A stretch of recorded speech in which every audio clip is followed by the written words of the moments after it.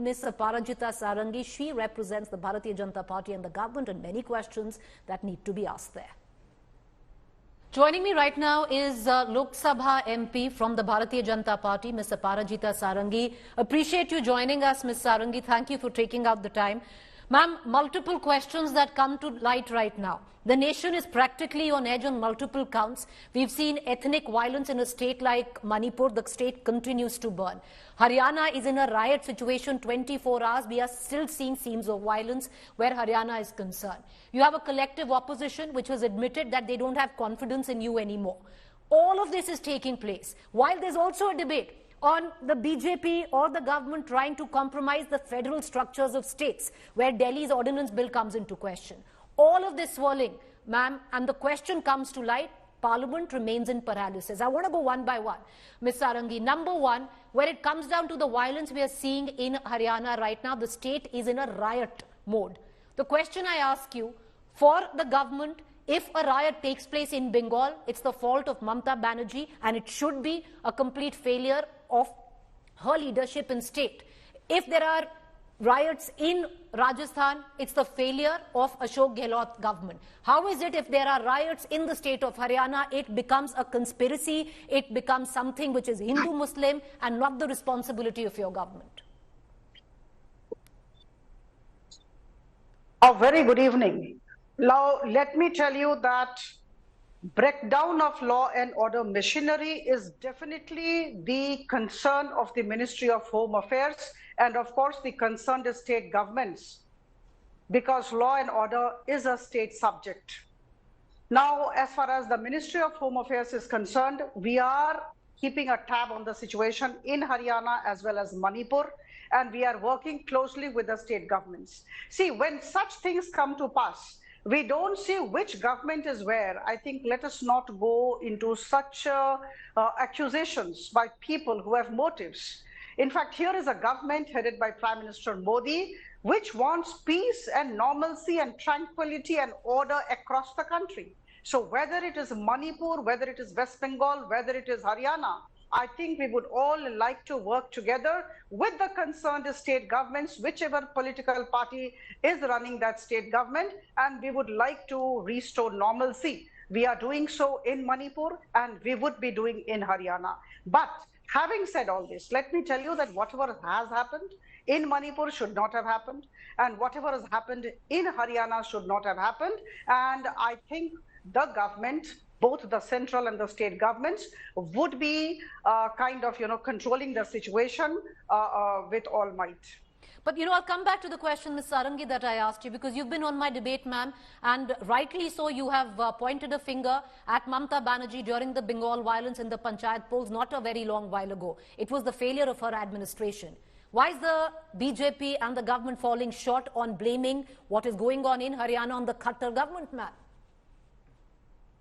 See, it has become a fashion to question each and every motive or action of Bharatiya Janata Party. Now, here is a government which is working with the best of intentions, and I request you and all those who are looking at us, who are watching us, please do not question the policy and the intention and the action of Prime Minister Narendra Modi's government. We want peace everywhere, and whichever state government is acting partisan or whichever state government is not doing what it should be doing are definitely brought to book, and questions are raised, questions would be raised. That's in the interest of 140 crore Indians. And that's what Prime Minister Modi's government is doing and is trying to do. I think we solicit everybody's support. That's it. But ma'am, we are free media, free press, so we will be asking questions on either side of the account. Yes, we asked the question to Mamata Banerjee, we've asked the questions to Mr. Gehlot, we're going to ask the question to the Haryana government, and we're going to ask the question of the centre as well. So that prompts me to my next question, Ms. Sarangi, and that is on the issue of Manipur, ma'am. Because a lot has gone down. It's over 80 days right now. We are still seeing some sporadic instances of violence. What has gone down has been unprecedented. There is complete lack of faith where the government of Manipur is concerned. What is stopping on the government of the day to instill president rule, which many see is a must right now?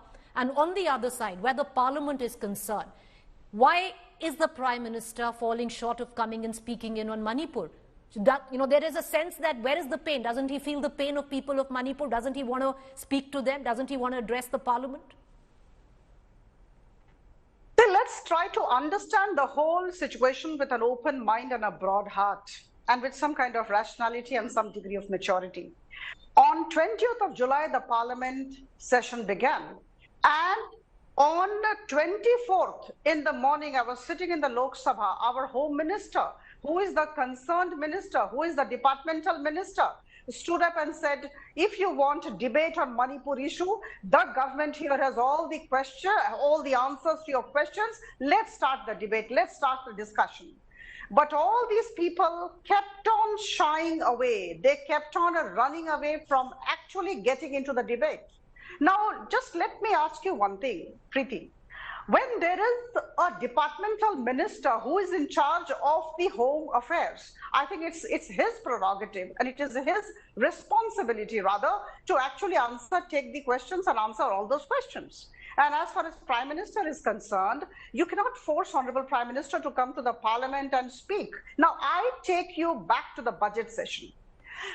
We were in the Lok Sabha, the budget was being discussed, and Prime Minister Modi wanted to talk on the achievements of the way we were handling our economy. And immediately, all these opposition parties, all these 26 glowworms who are trying to actually, trying to ensure that the sun doesn't rise, and I'm sure they will fail in this, stood up and said, why should not Madam Nirmala Sitharaman speak about finance and economy of the country, and why should Prime Minister speak? So you cannot have double standards. Now, when there is a departmental minister, let's be rational. He has to speak first. Prime Minister cannot come and initiate a discussion on Manipur. I mean, this is ridiculous. We have to understand. I think we are all educated people. So our Honorable Home Minister would have started the discussion, and then we would have seen how it went. But it did not happen. I think these people created a ruckus. And then, bill after bill was introduced in the Lok Sabha and passed also in the Rajya Sabha. And then thereafter, there was so much of uproar. And we could pass some of the bills, but it is very unfortunate that we had to pass those bills in the interest of the nation, of the nation's welfare and the people. But we wanted discussion. It did not happen. Well, okay, the fact is maybe the Prime Minister it's not that the Prime Minister is being forced to come and address the Parliament. Wouldn't the Prime Minister want to come and address the Parliament on Manipur? But that aside, ma'am, because I'm short of time, I'm going to cut across to the other question as well.